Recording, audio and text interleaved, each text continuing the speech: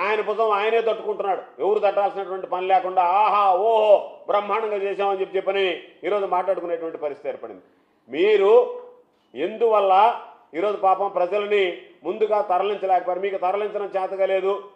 మీ revenue secretary చెప్పాడు 2 లక్షల మందిని ఎక్కడ తరలిస్తామని. కనీసం అప్రమత్తం చేశారా? పాప ముసలివాళ్ళు, చిన్నపిల్లలు, బాలింతలు, గర్భవతులు, ఆరోగ్యం బాగలేనటువంటి పాపం, వైద్యం కోసం ఉండాల్సినటువంటి పాపం రోగులు, వీళ్ళందరినీ మీరు వదిలిపెట్టి గాలికి వదిలేసి ఈరోజు పాపం వాళ్ళ ఆకలి చావులు, కనీసం భోజనం లేక ఆకలి చావులతో ఈరోజు చల్లాడినటువంటి పరిస్థితి. విషయం ఏంటంటే చంద్రబాబు నాయుడు పాపం ఆ ప్రాంత ప్రజలని పునరావాస కేంద్రానికి తరలించలేకపోయాడు. కానీ చంద్రబాబు మాత్రం తన అక్రమ కట్టడం నుంచి పునరావాస కేంద్రానికి తరలి వెళ్ళిపోయాడు కలెక్టర్ ఆఫీస్కి. మొట్టమొదటిసారిగా ఒక రాష్ట్ర ముఖ్యమంత్రి పాపం ప్రజలను